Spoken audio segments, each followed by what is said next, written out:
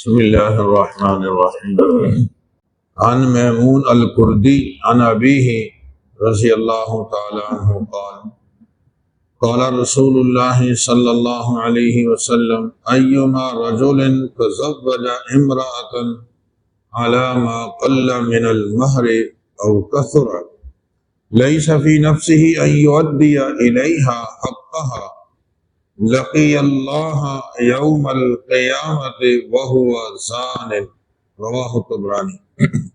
نکاح کے اندر جیسے یہ ضروری ہے کہ دو آدمی گواہ ہو، بغیر گواہوں کے نکاح نہیں ہوتا۔ نکاح کے اندر یہ بھی ضروری ہے کہ ایجاب قبول ہو۔ اگر جانبین میں ایجاب قبول نہیں ہوا تو بھی نکاح نہیں ہوتا۔ سو ایسے ہی نکاح میں یہ بھی ضروری ہے کہ مہر طے کیا جائے، اور جو مہر طے ہو اس مہر کو ادا بھی کیا جائے۔ قرآن مجید میں اللہ تعالیٰ نے ارشاد فرمایا وَآتُوا النِّسَاءَ صَدُقَاتِهِنَّ نِحْلَةً، یعنی اپنی بیویوں کے مہر کو خوش دلی کے ساتھ ادا کرو۔ انسان پر جیسے دیگر لوگوں کے قرضے ہوتے ہیں، اگر کسی نے بیوی کا مہر نہیں دیا تو یہ بھی ایک قسم کا قرضہ ہے، یہ اس کو ہر حال میں ادا کرنا ہوگا۔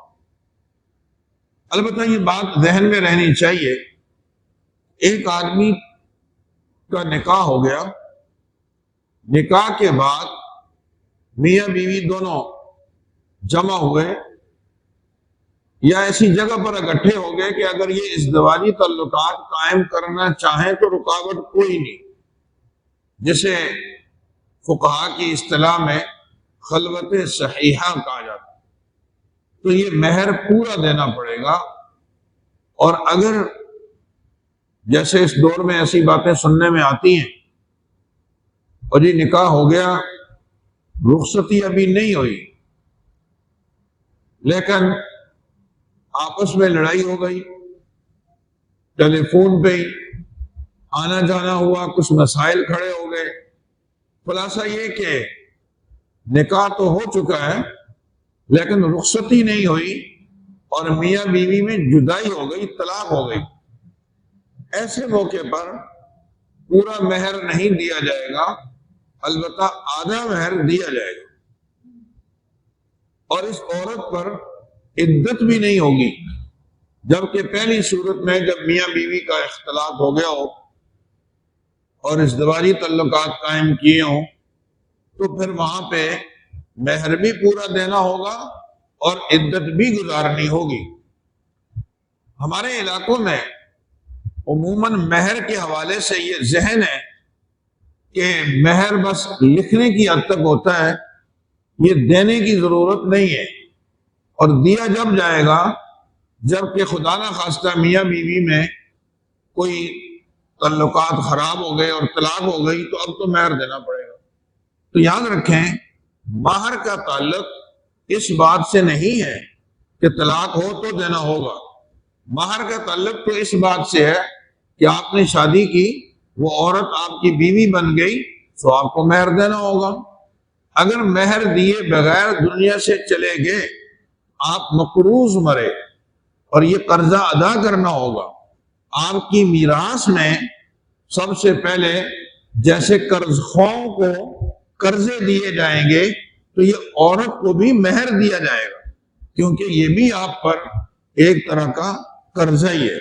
اور میں نے عرض کیا کہ اگر خدا نہ خواستہ مہر طے کرتے وقت کسی آدمی کے دماغ میں یہ بات ہے کہ صرف تحریر رسمی دینا نہیں ہے، میں پہلے سمجھ رہا تھا کہ ایسا نہیں ہوتا۔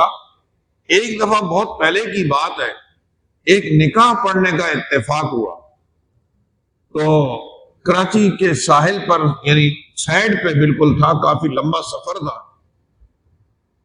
نکاح خواہ ایک قسم کا کاتب ہوتا ہے، وہ جو بول دیتے ہیں ہم لکھ دیتے ہیں۔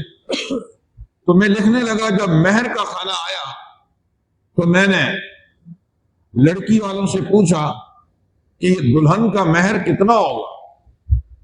تو انہوں نے کہا جی یہ مہر 5 لاکھ روپے ہوگا۔ میں جو بات سنا رہا ہوں کم از کم 20 سال پرانی ہے، تو 5 لاکھ آج بھی بہت زیادہ رقم ہے، تو 20 سال پرانی اگر یہ بات ہے تو اس وقت 5 لاکھ کی کتنی ویلیو ہوگی آپ خود اندازہ لگائیں۔ تو مجھے تعجب ہوا، میں نے کہا 5 لاکھ؟ جی انہوں نے کہا 5 لاکھ۔ تو میں نے دولہا میاں سے پوچھا کہ یہ لوگ کہہ رہے ہیں کہ مہر 5 لاکھ ہوگا، صحیح ہے؟ اس نے سر ہلایا کہ نہیں۔ تو مجھے بھی یہی تھا کہ 5 لاکھ تو بہت زیادہ ہے، دولہا صحیح کہہ رہا ہے کہ میں نہیں لوں گا۔ میں نے کہا پھر آپ بتائیے کتنا لکھوں، کتنا ہونا چاہیے؟ تو دولہا میاں نے کہا 10 لاکھ ہونا چاہیے۔ میں نے کہا لو بھائی، میں تو 5 لاکھ پہ پریشان تھا کہ زیادہ ہے، دولہا میاں تو 5 سے بھی آگے ہیں کہ بھائی 10 لاکھ لکھو۔ چپکے سے میرے کان میں کہتا ہے اور لکھو جی، دینا شینا کس سونے، یعنی لکھے جاؤ، دینا کس نے ہے، میں تو ویسے ہی لکھوا رہا ہوں صرف۔ انا للہ و انا الیہ راجعون۔ یہ بہت غلط نیت ہے۔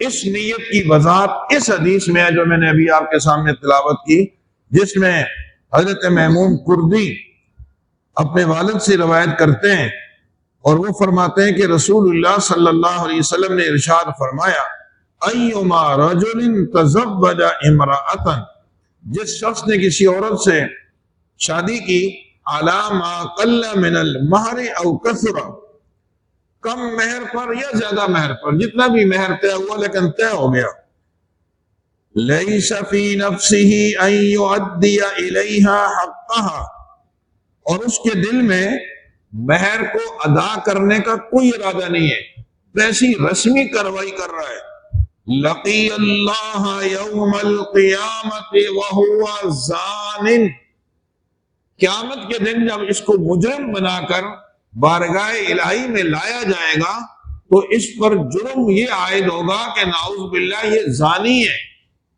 حالانکہ وہ تو زانی نہیں ہے، لیکن اس نے جو مہر طے کرتے وقت یہ نیت کی کہ مجھے مہر دینا ہی نہیں، تو یہ اس کا یہ جرم ایسا ہو گیا جیسے کہ زانی کا جرم، وہ زان ہے۔ اس لیے آدمی کو مہر اتنا طے کرنا چاہیے جتنا وہ دے سکے، لڑکی کی اوقات دیکھ کر مہر طے کیا جائے۔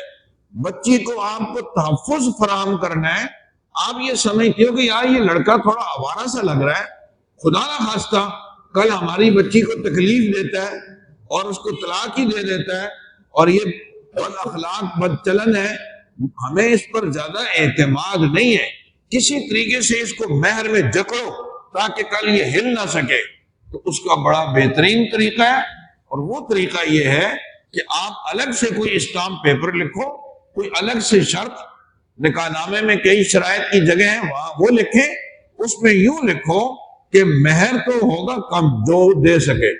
اگر اس لڑکے نے جو ہے وہ میاں بیوی میں ناچاکی ہو گئی اور 2 گواہوں کی موجودگی میں یہ ثابت ہو گیا کہ لڑکا غلط ہے، کبھی کبھی لڑکیاں غلط ہوتی ہیں جی، ایسی لڑکی کو شریعت کی نگاہ میں فقہا کے یہاں ناشزہ کہا جاتا ہے، نافرمان ہے، تو نافرمان بیوی کو تو روٹی دینے کی جب وہ اجازت نہیں ہے، کیوں کھانا دیں، نافرمانی کر رہی ہے تو کس بات کا نام نفقہ دیں بھائی، الٹا ہم لوگ طے کر دیتے ہیں اس کو مہینے کے 10,000 بھی دینے، تو نافرمان کو کیوں 10,000 دیے جائیں؟